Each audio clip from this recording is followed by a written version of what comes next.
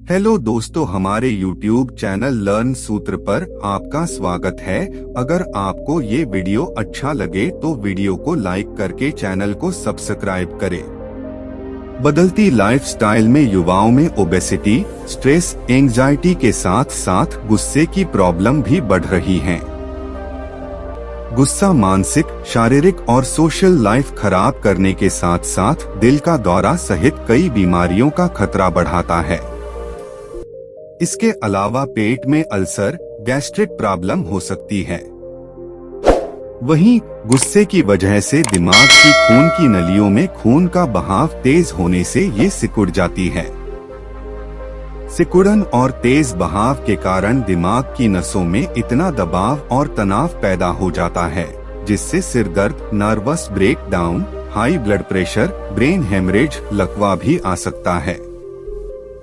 ज्यादा गुस्सा करने से बॉडी में दर्द और डाइजेशन सिस्टम खराब हो जाता है। लगातार गुस्से में रहने पर सर्वाइकल स्पॉन्डिलाइटिस तथा फ्रोजन शोल्डर तक खराब आए जाता है। आज हम आपके लिए गुस्सा कम करने की गौतम बुद्ध की प्रेरणादायक कहानी लाए हैं। एक समय की बात है, भगवान गौतम बुद्ध अपने शिष्यों के साथ बैठे हुए थे और उन्हें उपदेश दे रहे थे। तब उन्होंने अपने शिष्यों से कहा, क्रोध इंसान का सबसे बड़ा दुश्मन है। क्रोध करने वाला व्यक्ति खुद को हानि पहुंचाता ही है, लेकिन दूसरों को भी हानि पहुंचाता है। वह प्रतिशोध की आग में जलता है और अपने जीवन को बर्बाद करता है। उनके उपदेश खत्म हो जाने के बाद उनके शिष्यों में से एक शिष्य खड़ा होता है और उन्हें बोलता है, तू एक ढोंगी है, तेरी बातें मनुष्यों के रहन सहन से विपरीत है। तू जो भी कहता है उसे अपने जीवन में अनुसरण नहीं करता और दूसरों को यह सब करने के लिए कहता है। जब उनका वह शिष्य गौतम बुद्ध को उल्टी सीधी बातें कह रहा था, तब गौतम बुद्ध ने कोई प्रतिक्रिया नहीं दी और वे शांत बैठे थे। लेकिन ऐसे में वह व्यक्ति और भी ज्यादा गुस्सा हो गया और गुस्से में आकर उसने गौतम बुद्ध के मुंह पर थूक दिया। इसके बाद भी महात्मा गौतम बुद्ध को गुस्सा नहीं आया और वे शांत थे। उन्होंने अपने चेहरे से थूक को साफ किया और वह चुपचाप बैठ गए। यह सब देखकर उस शिष्य को समझ नहीं आया कि वह क्या करे। गुस्से में आकर वह उस जगह को छोड़कर चला गया और अगले दिन अपने घर पहुंच गया। जैसे ही वह अपने घर पहुंचा, तब तक उसका दिमाग शांत हो चुका था। दिमाग के शांत होते ही उसे इस बात का एहसास हुआ कि उसने कितनी बड़ी गलती की है, उससे पाप हुआ है। वह खुद को मन ही मन कहने लगा, यह मैंने क्या कर दिया? मैंने महात्मा बुद्ध का अपमान किया है।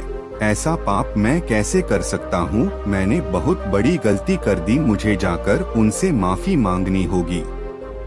यह कहकर वह तुरंत ही गौतम बुद्ध के पास चला गया। लेकिन गौतम बुद्ध उस स्थान पर नहीं थे। ऐसे में वह शिष्य उन्हें खोजने लगा। जैसे ही उसे महात्मा बुद्ध मिले तो वह उनके पैरों पर गिर गया और उनसे कहने लगा, मुझे माफ कर दीजिए, मुझसे बहुत बड़ी गलती हुई है। मैंने आपका अपमान किया है, मैंने यह बहुत बड़ा पाप किया है। यह सब देखकर गौतम बुद्ध ने उससे कहा, शांत हो जाओ, क्या बात है? मुझे बताओ तुम कौन हो? गौतम बुद्ध के यह पूछने पर वह शिष्य चौंक गया। वह सोचने लगा कि महात्मा बुद्ध मुझे कैसे भूल सकते हैं, मैंने तो उनका अपमान किया था। यह सोचकर उसने महात्मा बुद्ध से पूछा, मैं वही शिष्य हूँ जिसने कल आपका अपमान किया था और आप इतनी जल्दी मुझे भूल गए। महात्मा बुद्ध ने उस शिष्य से कहा, मैंने तो पहले ही वह स्थान छोड़ दिया है और तुम अभी तक वहीं खड़े हो। तुम्हें अपनी गलती का आभास हो गया है, तुम पश्चाताप कर चुके हो। अब तुम आज के दिन में जीने का निर्णय लो। यदि तुम बीते हुए कल की बातें याद करके परेशान रहोगे तो तुम्हारा वर्तमान और भविष्य दोनों बिगड़ेंगे। तुम अपनी गलती से सीखो, उसे दोहराने की जगह आज को सुधारो। हमें कल की बातों को कल में ही रखकर आगे चलना चाहिए। वह अच्छा हो या बुरा, उसके बारे में बार बार विचार नहीं करना चाहिए। मैं बीती हुई बातों को पीछे छोड़कर आगे चलता हूँ और ऐसा ही हम सबको करना चाहिए। महात्मा बुद्ध की यह बातें सुनकर वह शिष्य और भी ज्यादा प्रभावित हुआ और उनसे बोला, मैं आज से आपकी हर बातों को माना करूँगा। उस व्यक्ति का बोझ उतर गया।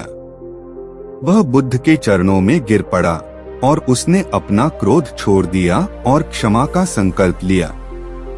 बुद्ध ने उसके सर पर आशीर्वाद दिया।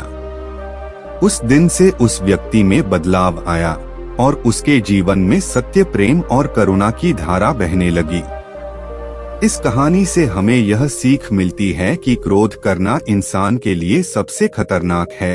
यह मनुष्य का सबसे बड़ा दुश्मन है जो उसे बर्बाद कर सकता है। इसीलिए मनुष्य को कभी भी क्रोध नहीं करना चाहिए। हमें यह भी सीख मिलती है कि बीती हुई बातों को हमें भूलकर आगे बढ़ना चाहिए। अगर कोई मनुष्य अपनी बीती हुई बातों पर ज्यादा ध्यान देता है तो उसका ध्यान पूरी तरह से भूतकाल में लगा होता है और वह इंसान कभी भी आगे बढ़ने की ओर विचार नहीं कर पाता। इसीलिए हमेशा पुरानी बातों को छोड़कर आगे बढ़ने की सोचे। हम सब जानते हैं कि क्रोध हमारे जीवन में विपरीत परिणाम ला सकता है। इसीलिए इसे संयमित रखना आवश्यक है और इसी बात को ध्यान में रखते हुए गौतम बुद्ध ने हमें अपने उपदेशों के माध्यम से एक महत्वपूर्ण संदेश दिया है। बुद्ध भगवान ने कहा है, क्रोध ऐसी आग है जिसमें क्रोध करने वाला दूसरों को जलाएगा तथा खुद भी जल जाएगा। यह बात हमें समझनी चाहिए कि क्रोध हमें नुकसान पहुंचाने के अलावा खुद को भी हानि पहुंचा सकता है। जब हम क्रोध में होते हैं, हम निरंतर तनाव में रहते हैं। मन अस्थिर होता है और हमारी निर्णय लेने की क्षमता प्रभावित हो जाती है। क्रोध हमारे रिश्तों को भी नुकसान पहुंचा सकता है। जब हम क्रोध में होते हैं तो हम गुस्से में अपने पास वाले लोगों से बदले की भावना रखते हैं और उनसे अन्यायपूर्ण व्यवहार कर सकते हैं। यह हमारे परिवार, मित्र और समाज में दूसरों के साथ अच्छे रिश्ते बिगाड़ सकता है। इसीलिए हमें क्रोध को संयमित रखना आवश्यक है। बुद्ध भगवान ने हमें दिखाया है कि शांति और सुख का मार्ग क्रोध से होकर नहीं जाता है। वास्तविक शांति और सुख का मार्ग अंतर्मन की स्थिति के मध्य से प्राप्त होता है।